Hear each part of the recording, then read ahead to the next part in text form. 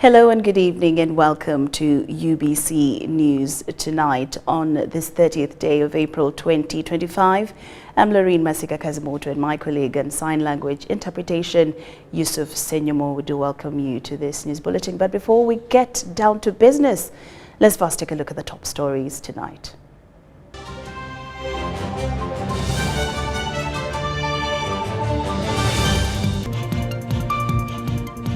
In our top stories tonight, Iganga presidential pledge honored as renovation of defunct Busoga University kicks off.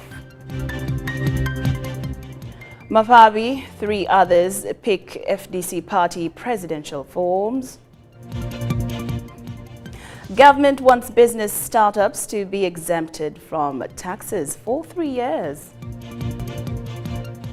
And NSSF to name and shame non-compliant employers starting July.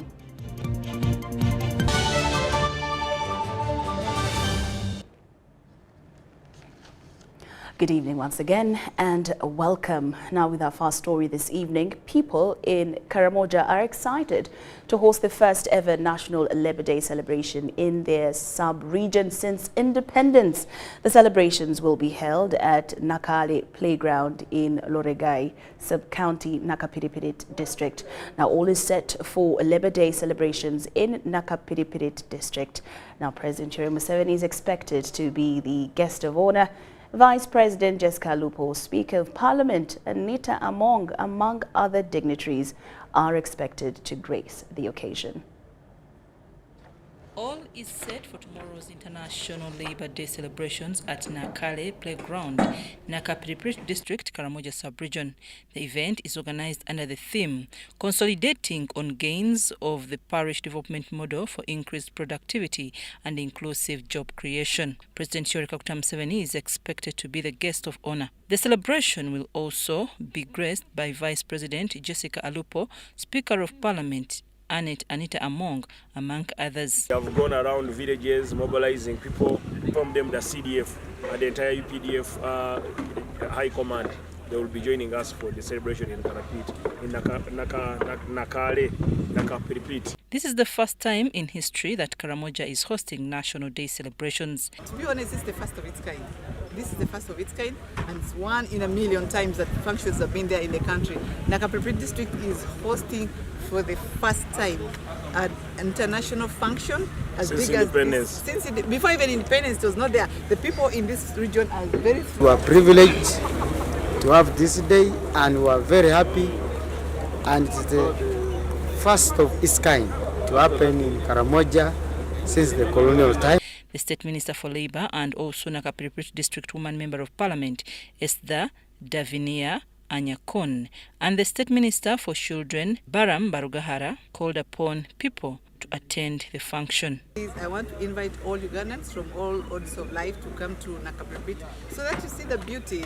We have very beautiful people, beautiful cultures, very beautiful environment. You can see the mountains right behind me. So those who have never been to the region, it's the highest time you take up. It's just 1 hour's drive from Bale. So if you come and enjoy, come and have the experience, come and listen to the good message from the president, and then come and listen to the Labour Union and all the other people who belong to Labour. Karamojong showed excitement to host the national celebrations. As the Karamojong community, we are very happy. We are actually welcoming everyone to Karamoja sub-region, especially Nakapiripirit district, and we want everyone to feel at ease, feel free. The security of this place is so good. This is a blessing to us. This day indeed is a very joyous day and happiness to our entire communities of Nakapiripirit district to host an international event.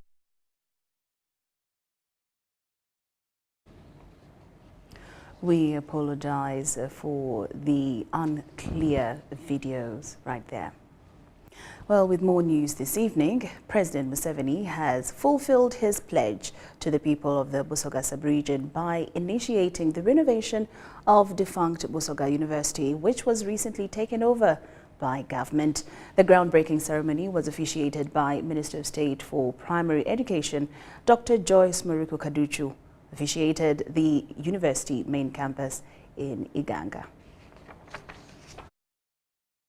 for the renovation of Busoga University right here in Iganga campus was laid by Honorable Janet. At the ceremony, the State Minister for Primary Education, who represented the First Lady and Minister for Education and Sports, Ms. Janet Museveni, said the university will act as a beacon of knowledge, innovation, technology and research.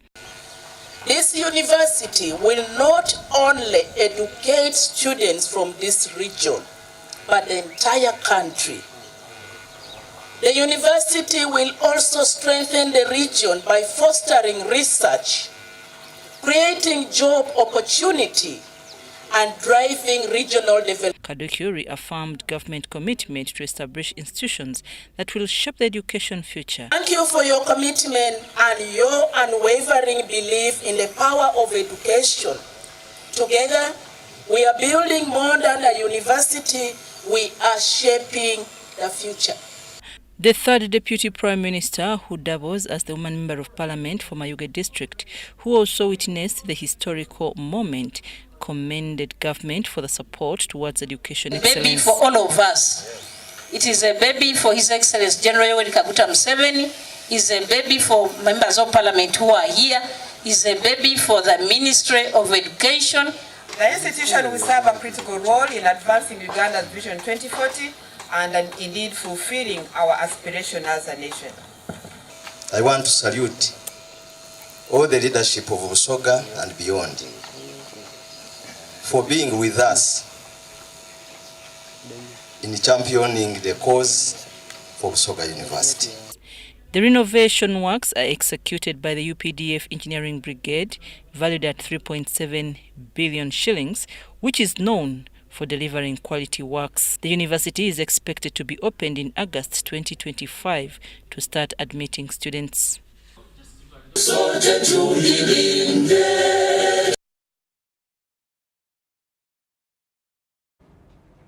Uganda Broadcasting Corporation has moved to galvanize partnership with its United Kingdom counterpart, the British Broadcasting Corporation, BBC. Now, of importance is moving with changing trends in the media industry, which both parties want practitioners to come to speed with. This comes to light during the visit to UBC by the British High Commissioner to Uganda, Lisa Chesney, who saw the corporation capacity in promoting press freedom through embracing editorial independence. Take a look. It is a business that most media practitioners and consumers agree is like no other. From the newsroom to the studios, or even to the fields. In the real sense of the word, this road was bad. Journalism is one unique profession whose ethics many agree needs to be upheld. And this was the basis for the visit to UBC by the British High Commissioner to Uganda, Lisa Chesney. And I think the media's got a really critical role. As the world is more volatile, the media's got a really critical role in making sure citizens everywhere are informed about what's going on. We've been fortunate to benefit from a lot of retired staff.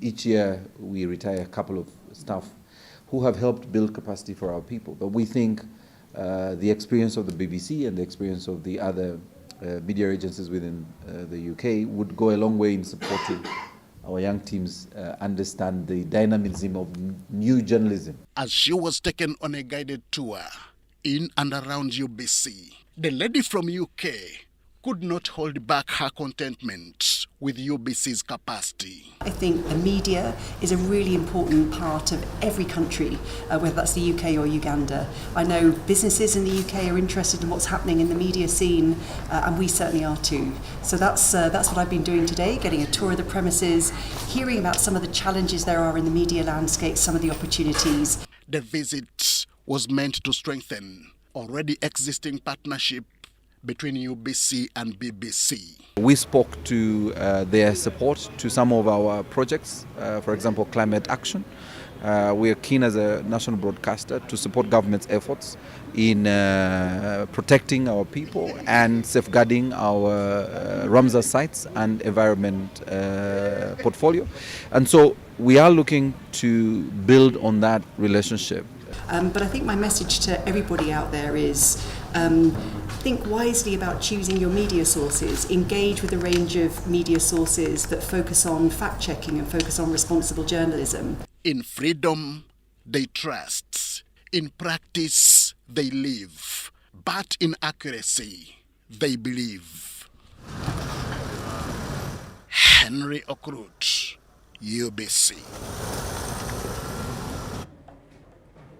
Thank you, Henry Okrut. Now, the Minister of Works and Transport has expressed concern over the continued informal street trading in Kampala and the metropolitan area, saying it contributes to traffic congestion and poses a public health risk. This was revealed during an interministerial committee meeting on the progress of the Greater Kampala Metropolitan Area Urban Development Program, chaired by the Minister of Works and Transport, General Katumba Wamala, along with other ministers and stakeholders.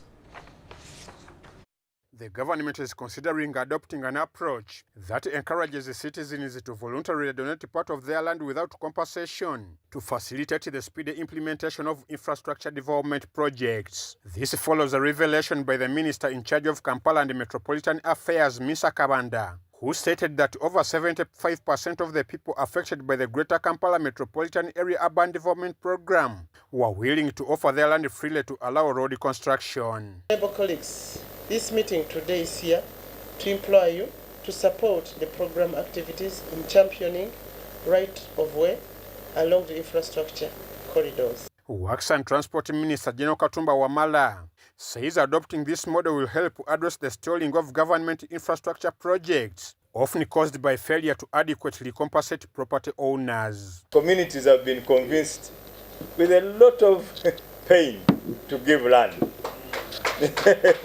Some are still resisting, but many of them have seen the beauty of development, because in many of the areas where the roads have been made, the value of the property has shot through the roof. The Minister of Lands and Urban Development, Judith Nabakova, said the government is doing whatever it takes to combat traffic congestion in Kampala. The increasing travel time in Kampala, now we are talking about 4 minutes, but we want to reduce it maybe to 3 or 3.5 minutes per kilometer. The Inspector General of Government, Betty Namisango Kamia, noted that her office will closely monitor this project. But I'm here to inform you that the Inspectorate of Government, by law, will be keenly following this project, closely following this project. Meanwhile, General Katumba Wamala noted that some vendors operate on walkways, leading to conflicts with the pedestrians, accidents, and indiscriminate waste disposal into drainage systems, which often become blocked. Katumba has now tasked KCCA and other local governments to take a firm stand against unregulated trade. Amwai Vanjuko and Mike Bakabulindi for UBC. At least 4 aspirants, including Nandala Nathan Mafabi, who is serving as the party Secretary General, picked the nomination forms for FDC Party's 2026 presidential flag bearer. The event has been at the FDC Party headquarters in Najanankumbi. We have more. For those who intend to contest to be the party's presidential flag bearer, do come and pick nomination forms. The 4 candidates who have officially entered the race include Maskodan and FDC cadre, Secretary General Nathan Nandala Mafabi, Usama Semo Gerere, and Gerard Malinga. It also has the USB. We also have the nomination form. This is the nomination form which you are going to fill, return it back on Monday, and then these are issues you must be acquainted with. A valid party card, the national identification card. The FDC presidential candidate nomination exercise is set to run until this Friday, May 2nd. The earlier date has been adjusted to accommodate Thursday, 1st May, which is a public holiday. Dan Masiko, in his promise, revealed he has come with a visionary target to rebrand the party. As a presidential flag bearer, I intend to rebrand FDC. I intend to make sure FDC electoral fortunes are better in the coming election. I intend to make sure our votes, the votes of our supporters, are really put to a logical conclusion. But putting the votes of our supporters to proper use, that is my mandate. Mafabi's nomination forms were picked by the Soroti City West Member of Parliament, Jonathan Ebwalu. Ebwalu, in beating drums for his man, hailed him as a tried and tested leader. He has represented the people of Budadiri West for the last 24 years. He is the chairman of the influential Bugisu Cooperative Union for the last very many years. He chaired a very powerful committee of parliament, the Public Accounts Committee of Parliament. He was the leader of the opposition, and he has been a board chair and member in a number of organizations. We have seen the inequality in our country. We need a person, a new person. Obviously, that is none other than the Right Honorable Nathan Nandala Mafabi. We have to fix our country. The Forum for Democratic Change Electoral Commission emphasized that the position of the party presidential flag bearer remains eligible to all members of the party. Crispus Arinitwe, UBC News.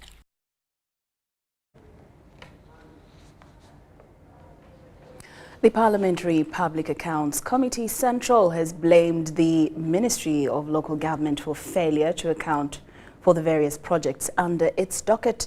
The committee noted poor planning of projects, resource abuse, where payment of 1.4 billion was paid to a special account. Some funds, close to 64 million, was also found out to have been diverted.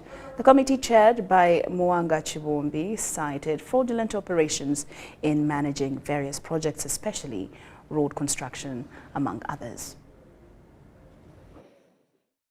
The Ministry of Local Government has responded to queries of the Auditor General's report for the financial year 2023-2024. While scrutinizing their project implementation performance, the committee noted a mismatch of funds meant to implement various projects. Was this money appropriated? Yes. It was appropriated. But no, I'm asking, was this money appropriated to you? Yes, please. And then it is in kind. Anyway, no. Proceed. Under the Markets and Agriculture Trade Improvement Project, the committee observed overpayment on consultancy, poor market designs that are not demand-driven, yet the project was highly funded. You cannot say we plan to do 10 markets, but when the project started, we did 14, we did another road, we needed this one. What kind of a project is that? That is actually poor planning. The committee, chaired by Butambala County MP Mwanga Chivumbi, noted that the Ministry of Local Government also diverted some funds without authorization. You diverted. You're only giving a rationale for the diversion. Not so? Yes, Chair. You diverted funds. Do you know the section that of the law that you breached? The MPs further cited fraudulent operations, costing taxpayers money, including the need to find out the ownership of special accounts that received funds of implementation of some project. The special account was an account where funds from the donors would first be deposited before it is transferred to the operational account, which was a UG account. The special account was a dollar account. But I see from this statement, every other payment to any service provider was straight to this amount of money, and it is here. So what was this money going to do? on the special account. In the National Oil Seeds Project, the committee observed a slow-paced implementation despite availability of resources. You who design the project, are you deliberate? Chair, this one in particular followed the scoping mission on oil seed production potential. The Minister of Local Government also explained the alleged poor hygiene and mismanagement of markets. That's why I said we have now deployed a digitalized system in all the markets. Now collections are going up, and we have given guidelines. Lydia Chomkama and Gloria Gutaminji, Parliament.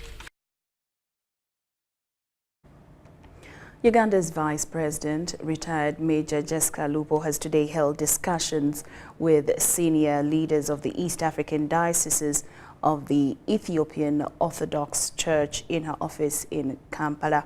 Now, in a meeting aimed at acknowledging and celebrating the church's 25-year presence in the country, the delegation led by Archbishop Matthew Abune, the Archbishop of the East African dioceses of the Ethiopian Orthodox Te Wahido Church, expressed their heartfelt appreciation and gratitude to the government led by President Yoweri Museveni for the support and freedoms granted to them to establish and grow their religious mission in Uganda. The Vice President told the delegation that President Museveni also hosted leaders of the Orthodox Church from all over East Africa, and that it is yet another honor for the country to see to it that the President is hosting the Archbishop of the Orthodox Church.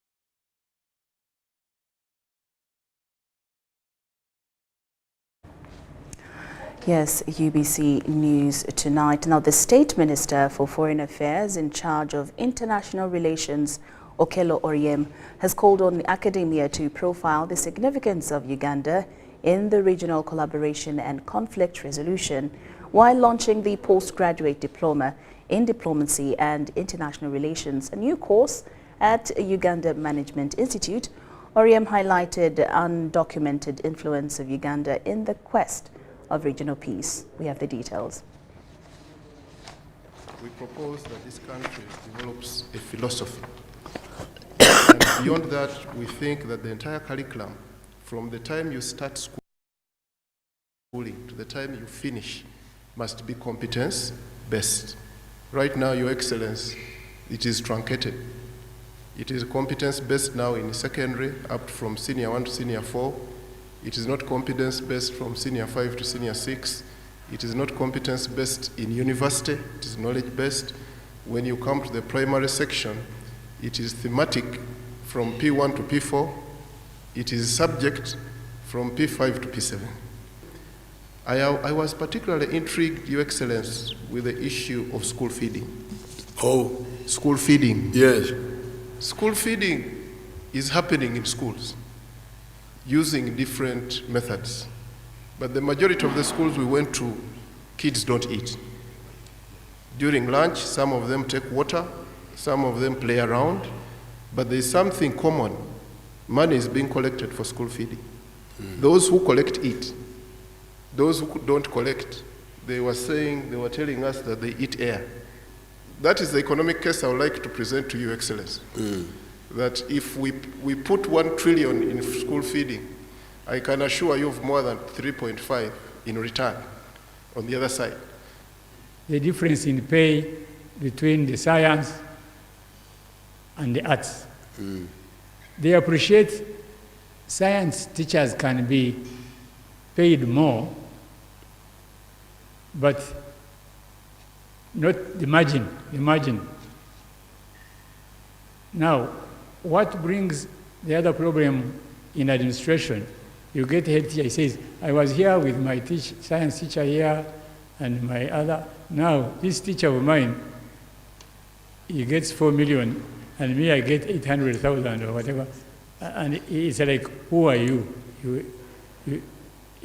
In other words, the science teachers no longer recognize the boss. There is that feeling that the higher you are in rank within the same establishment, the highest is supposed to have better facilities. Now then, last, though there are many, is the quality of education that we are talking about. The policy is both public schools and private schools. But the regulation and the enforcement needs to be highly strengthened. Because what happens is, and that ties in with what Honorable was saying, where we are recommending both academic and skilling to go together up to the age of 16, so that when you leave, you are able to do something. Because if we mass produce, but the product at the end, at whatever stage, is not productive in society, it becomes a political problem. But you start with what we're talking about, UPE, that somebody's child leaves when he or she is 12 because of not qualifying, because of 4 subjects, and is abandoned society. What does that person do as that person grows? But if that traits like discipline, the character, teamwork, the way you behave in society, these are part of the abilities, and they are given in the curriculum, usually through a number of activities. You love your country, you care for your environment, you look after nature. All these abilities and tasks that are basic should be defined in the national competence profile, so that a universal basic education graduate is really properly defined, and when the teacher is mentoring this child in any school, whether private or government, they refer to this profile. There are bits and pieces that need to be harmonized so that this national competence profile is there, and we can refer to it and we can measure our growth as the child grows. Now, this separation of knowledge from skills, I don't know where it started from. Because like in Mbara High School, we had 2 streams. And the junior secondary 1, junior secondary 2, junior secondary 3 were for the Bagezi, the clever children, the ones who could memorize. Cleverness meant memorizing and being able to be smart to answer questions in a very short time. Because you may memorize but not be well organized to answer within 45 minutes. Thank you for briefing me. Now, the other side of my line of emphasizing science is of course, I think, correct, but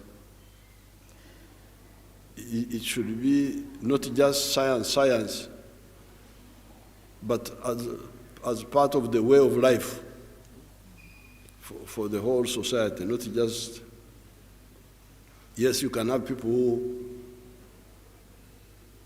deepen knowledge,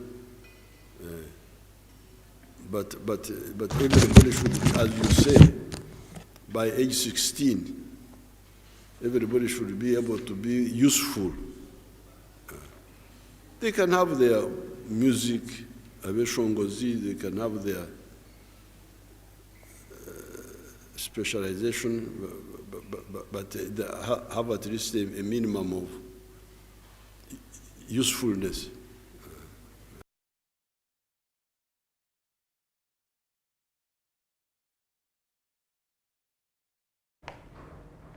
Well, that is President Lauryn Masika, who today met and held discussions with the Education Policy Review Commission that was led by retired Colonel Nue Amanya Mushega at State House in Entebbe. Now, quite a number of things were discussed. Now, the meeting was focused on proposed reforms aiming at transforming Uganda's education system into a competence-based and socially responsive model.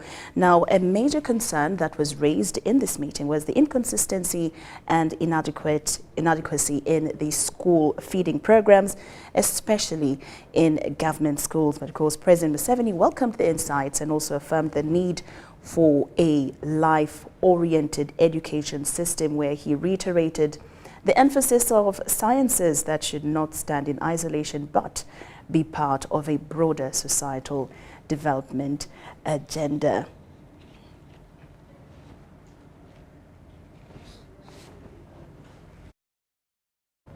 Now, government is to consider the National Identification Number, NIN, to be used as an alternative of Tax Identification Number, TIN, to remit taxes to the Uganda Revenue Authority. Now, this is part of the tax strategies to widen the tax base, especially to increase revenue in the forthcoming financial year. Government also proposes an exemption of citizens starting up businesses from a tax for 3 years. But the Finance Committee of Parliament asked that the period be extended to 5 years. We have the details. The Minister of State for Finance, Planning and Economic Development in charge of general duties, Lauryn Masika, has appeared before the Finance Committee of Parliament to defend the tax bills of 2025. Among the bills include the Income Amendment Bill 2025, which proposes an extension of tax waiver to Bujagali Hydropower Dam. This move has remained a nightmare as some MPs cite foul play in the process. That whole contract has so many issues. And now we sit here as a parliament and continue to give exemptions. And one of the recommendations that we looked at was renegotiation of this contract. And I remember when you had the engagement with the Attorney General, he agreed that it was done at a time when the country was desperate because of power shortage. Several reports, including of the Auditor General and Parliament Ad Hoc Committee, recommended recovery of some taxes from Bujagali investments, but in vain. By the fact that you are now proposing that we extend to 30th June 2032, are you convinced with the recommendations? Have they been worked on that we can now look at extending the exemption? Last financial year, Parliament declined to give us anything. We went back to HE, the President, and he insisted that that waiver must be provided. The Income Tax Amendment Bill 2025 also seeks to exempt citizens who start up business from tax for 3 years, but the MPs request for 5 years instead. This proposal deals with new startups, new SMEs which fall within that category. And where we are coming from is that we could observe that the majority of SMEs, startups, actually do not live beyond the first year.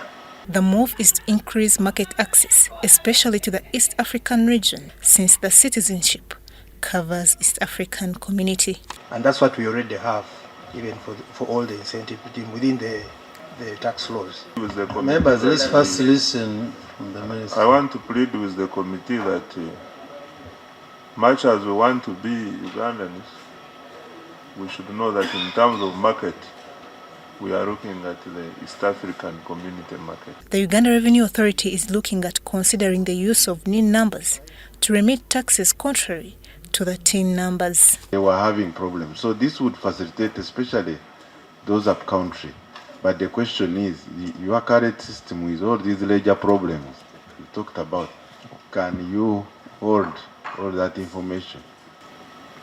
The ERA has integrated with the NIRA, NITA, and URSB. And the current integration activities include all other MDAs where such information is required. Another area was the issue of the penalties under IFRIS, as government is to phase out the 6 million charges for defaulters, but rather double the penalty. Isn't there a limit if someone now, the default is about 100 million, you double? Is there a ceiling? What is your opinion? 6 million appeared to be unreasonable in some circumstances. When asked whether the current status quo penalizes the defaulters of tax through IFRIS, Minister Musasi responded in tongues. If you default, should there be a penalty or not? The answer is there should be. Should the penalty be 6 million or less? So in circumstances where the default is less, you should be charged something reasonable. Musasi also denied knowledge of any said executive order stopping a 6 million charge on defaulters of IFRIS. There is an executive order. Have you harmonized with the president? I need to check whether we have an executive order. Because I have not personally seen it. Cayenne Faith Dan Mugoya, BBC. Values keep getting affected by inflation and other factors.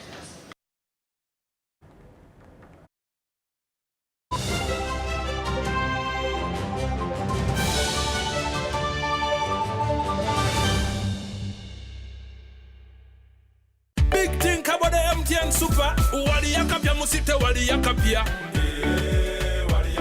MTN kabo de super mustairompia. Then you kabo de smartphone nebi yakabibiona. MTN kabo de super mustairompia. Then you kabo de smartphone nebi yakabibiona. Get the new Kabode Super smartphone and enjoy 16 GB free. Start with a deposit of only 45,000 Uganda shillings and pay the rest mpora in daily installments of less than 1K. You can also make weekly and monthly installments. Together, our vibes are unstoppable. Terms and conditions apply. MTN. MTN is regulated by Uganda Communications Commission. Looking for instant excitement? The Uganda National Lottery Spin for Cash game is now available online. Wherever you are, you can join the excitement for just 500, 1,000 and 2,000 Uganda shillings. Don't miss out. Register now on www.nationallottery.go.ug for a chance to win your share of 2 billion instantly. What are you waiting for? Play Spin for Cash now, anytime, anywhere. Ituba is the proud operator of the Uganda National Lottery. Uganda National Lottery. Dream, play, win. Participants must be 18 years or older. Play responsibly. The Uganda National Lottery is operated by Ituba Uganda and regulated by the National Lotteries and Gaming Regulatory Board. Ladies and gentlemen, here comes Peter. Full speed, light hands red, and he's gone through. Oh, wow! The Uganda Police introduces the Automated Express Penalty System, EPS Auto, powered by ITMS. Fair, fast, final, and always watching. Don't argue with the road. Just check, pay, move on with the UPF Mobi app. ITMS. Safe roads, safe nation. We used to run, but most of the time we were running away from something. But nowadays, everything seems different. People still run, but they are running towards something.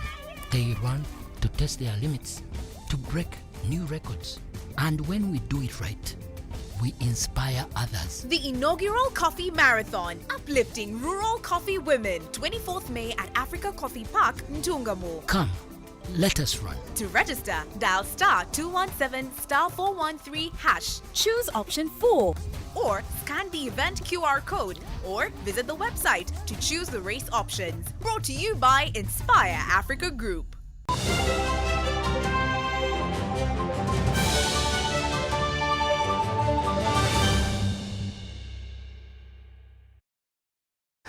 Welcome back from that break, and now we take you to Buza Commissioner, where we speak to, of course, the one who can answer all your questions when it comes to URA.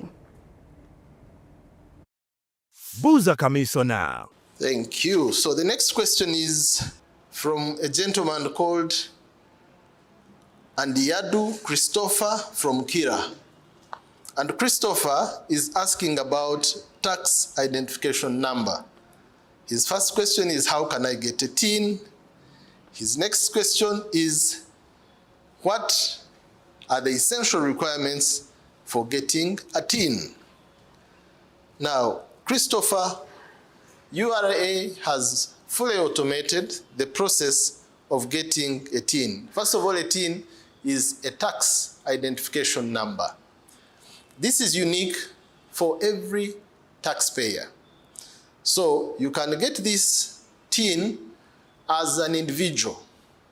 An individual, you either have a job, you want to submit your pay as you earn, or you have a business as an individual and you want to pay your business taxes, whether it is VAT, whether it is income tax, whether it is withholding tax. So what you have to do is apply for a TIN. Now, when you go to our website, our portal, which is www.ura.go.ug, and you look at the tab on domestic taxes, there you'll find another tab which says register for TIN. When you click that tab, it will give you like 4 options. And the first option is to get your TIN instantly. It says instant TIN. The next one is individual TIN. The next one is non-individual, and the next one is group registration. Now, under instant TIN, you do not have to upload anything on the system. What you'll do, you click on that tab and you enter your NIN, your national identity number. So that gives us who you are as an individual. And then next, you also indicate your source of income. So either you are salaried, you are an employee who will earn a salary, or you're a business person who will pay your taxes as an individual. By the time you click submit, our processes will quickly verify that you're a bona fide citizen who needs the TIN, and you will immediately get a message on your phone giving you your TIN. So that's why you call it instant TIN. You get it within seconds of asking for it. However, if you choose the option of individual, it will give you an Excel sheet, and you open that sheet and you enter some information about you as an individual. You will enter your NIN, you will enter your passport, you will enter the nature of your business, and you upload. And of course, you enter your email. So we will send you back through your email your TIN registration, your TIN identification number. Then, if you're applying as a non-individual, now this is for companies. When you're applying for non-individual, we will ask you again to put some information, the company name, if you are an NGO, the certificate of your NGO. If you're a government parastatal, you'll enter again which government parastatal you are, if you're a SACCO. So non-individual meets all those different groups that are not individual taxpayers, and the requirements are a little more. So when you open, you will see the list of requirements. If you're a company, you must enter your company registration certificate, and so on and so on. And that one is not given instantly because there is need to verify. And after we have verified, in 2 days max, we shall give you your TIN. Buza Commissioner.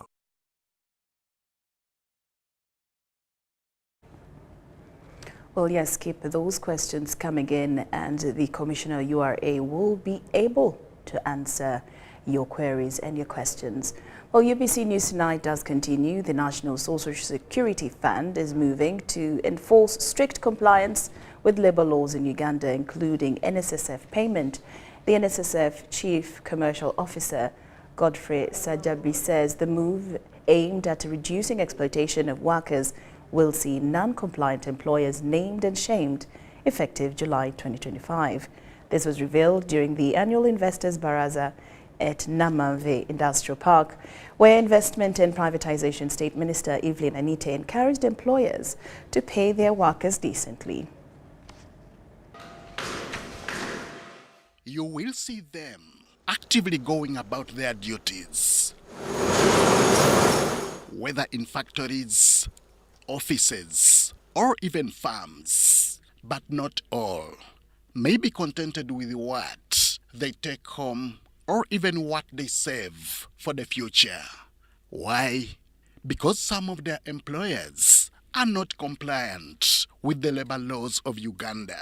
I am going to all the other industrial parks in the country to pass the same message. In the absence of minimum wage, let us pay our workers decently for us to get good output. Someone is being paid 5 million shillings per month, but for the purpose of both URA and NSSF, the investor declares a lower amount. This is the trend that National Social Security Fund is moving to change. Naming and shaming is a method being adopted, something Minister Anite agrees with. And our purpose is to call upon the public to shun companies that are not compliant, that are not respecting the rights of the workers. NSSF is doing their work because we need the taxes. In an event that they do not adhere to NSSF's call, then NSSF will have to do their work. And if it's the only way that they will be able to comply, then so be it. This called for a moment for reflection as investors held their annual baraza at Namamve Industrial Park. The diversity and the dynamism of industries here are a clear indication of the fertile ground for investment and innovation. The Ministries of Trade, Finance and Investment committed to supporting industrialization to change Uganda's economic landscape. We as a ministry, we have come up with our industrialization guidelines, so we will pledge to work with UIA and all the agencies involved to make sure that we implement our industrialization agenda according to plan. But some investors have constructed their factories on the sewage lines, and therefore we cannot progress. So we are sitting on a time bomb, my brothers and sisters, my dear investors. We do not want the bomb to blast in our face. From being annual to biannual, government commits to holding barazas across all the industrial parks in the country to address investors and workers' concerns. Henry Okrut, UBC.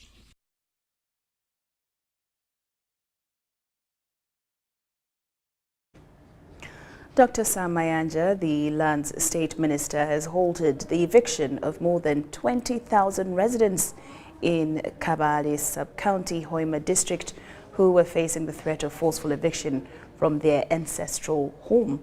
Now, the affected residents hail from the 5 villages of Ngemwa, Nyakasinini, Chigaga B, Nzorobi and Nkwachi, all located in Nzorobi Parish. Now, the land in question measures approximately 10 square miles and borders the Bugomba Forest Reserve.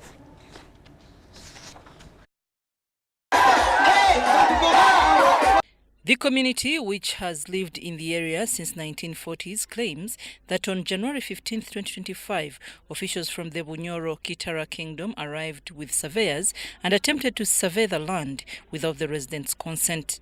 Recently, there were some investors who came with the UPDF, they came with some officers who we don't know because they were not from our station here, and they came threatening our people and saying that they had come to do a supervision of the kingdom land. Amlant Musime, the RDC Chikube, commented on the land in question and called on politicians to stop politicizing land matters.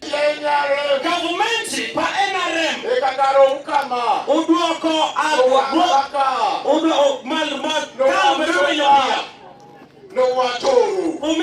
Addressing the affected residents at Nzorobi Trading Center in Nzorobi Parish, Kabale Sub-County last evening, Mayanja assured the residents that no one would evict them from their land and ordered them to return and begin cultivation. He informed the residents that prior to visiting the locus, he had held a meeting with Bunyoro Kitara Kingdom officials who clarified that the kingdom does not own the land where the residents have lived for decades. Special Assistant to His Excellency President. Taratish for President, Office for President. Special Assistant. Special duties and Israel. Kingdom negamba obukama bwa Bunyoro dino sitaka lyabwe era tebajja kugoba muntu n'omu. The minister also instructed police in the district to arrest Joseph Twegonze, whom the kingdom described in its letter as an impositor, claiming to be a lands officer of the cultural institution, although he is not. Bamwita Twegonze. Nyanga jadima jinomo Twegonze. Efudenti yakulira Bunyoro Kingdom. Munonyo mukwate for both process. I'm Nafka Farida and Jamil Sakaja.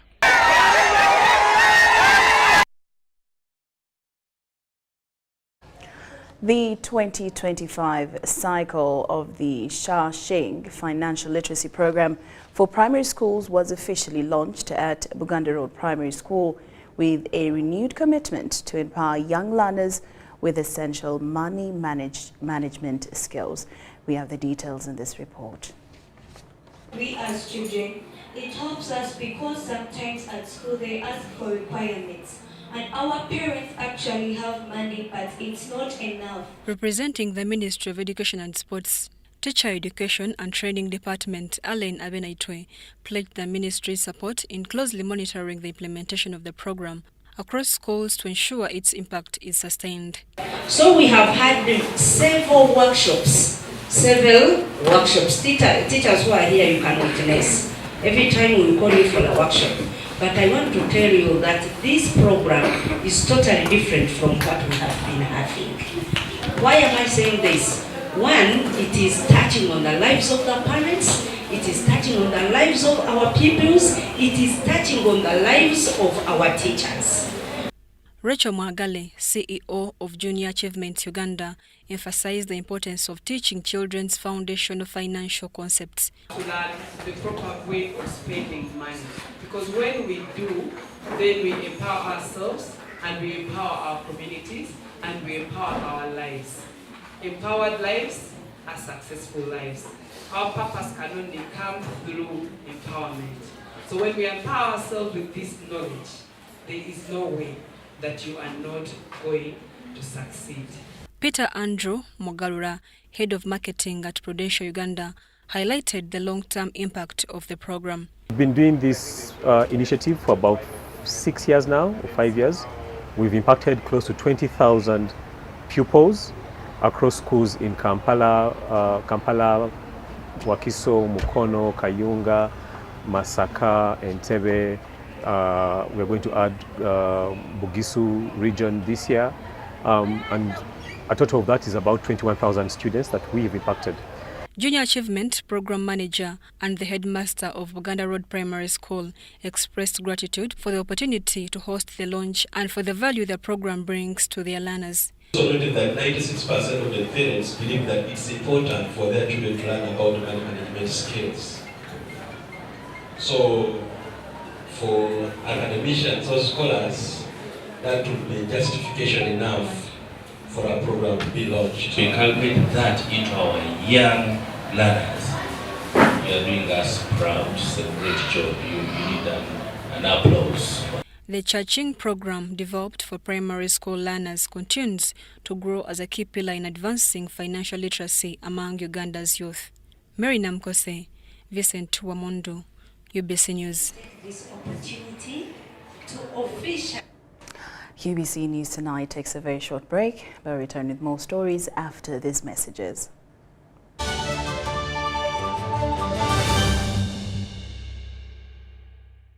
A smile that is white, fresh and beautiful is a smile to be proud of. Discover new Colgate White and Fresh for the whole family with high quality and an incredible price. Ladies and gentlemen, here comes Peter, full speed, light hands red, and he's gone through. Oh, wow! The Uganda Police introduces the Automated Express Penalty System, EPS Auto, powered by ITMS. Fair, fast, final, and always watching. Don't argue with the road. Just check, pay, move on with the UPF Mobi app. ITMS. Safe roads, safe nation. Step into a world of excellence, comfort, and pride with Royal Foam Furniture, crafted to perfection right here in Uganda. We bring you state-of-the-art living room furniture and bedding products at affordable prices. Our wide variety of mattresses include orthopedic, pillow top, spring mattresses suitable for institutions like hotels, and many others for home comfort. With every piece telling a story of royal excellence, our products are built with the highest quality materials made to last. Experience royalty with Royal Foam Furniture, proudly made in Uganda, so buy Uganda and build Uganda. Visit our showrooms at Ginger Road, Chambogo Junction, Bukota Chisasi Road, and on Victoria Mall, Entebbe, on the first floor. Life in Uganda today comes with so many uncertainties. Where will Madam get Kameza if I get an accident and can't work?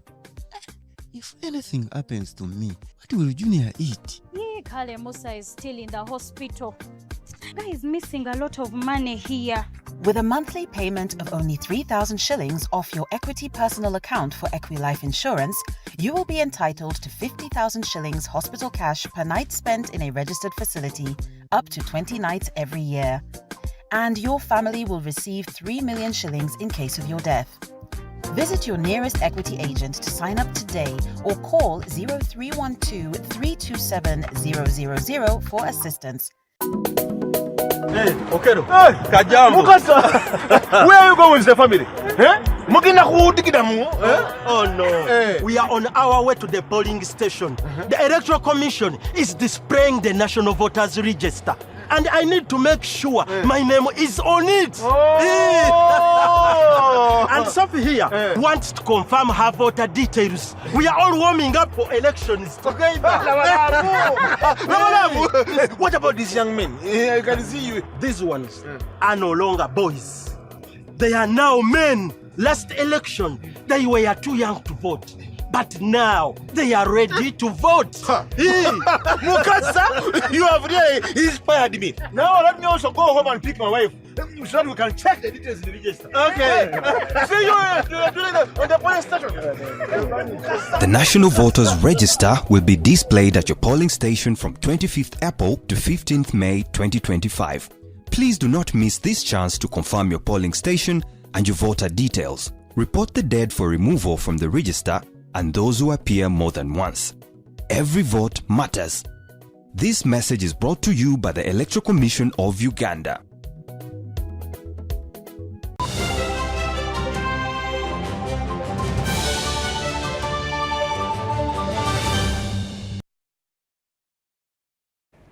Welcome back. And now into the business scene. The Ugandan National Bureau of Standards is cautioning the supermarket owners and operators against stocking products that are not certified. A recent market surveillance and inspection exercise by the standards body unearthed several irregularities in the stocking and labeling. Dennis Segoa reports. Uganda National Bureau of Standards has cautioned supermarket owners and operators against stocking goods that lack proper certification.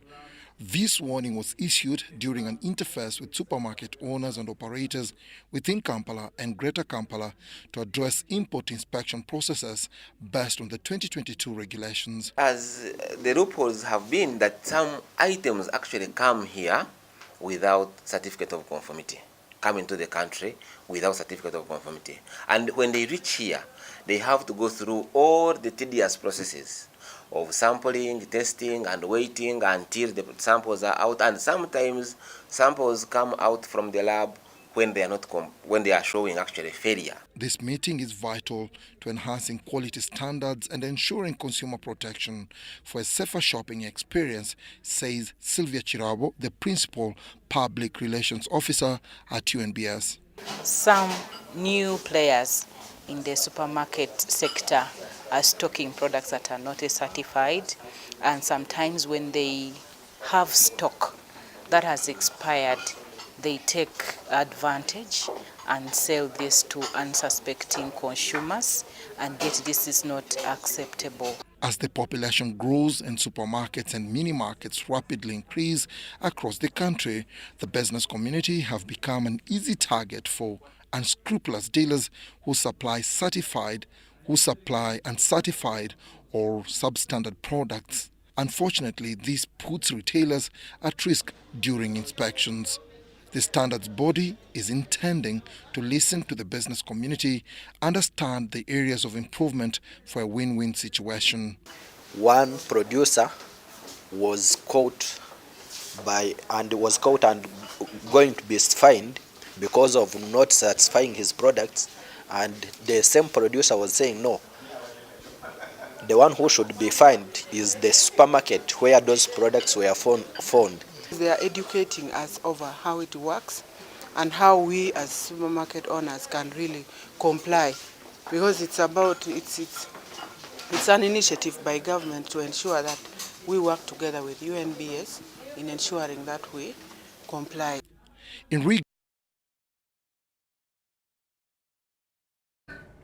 And with that, UBC News Tonight has come to an end. Thank you so much for your company this evening. Do enjoy much more of UBC Television's programming. I'm Lauryn Masika Kazimoto and my colleague Yusuf Senyamo. We do wish you a good night.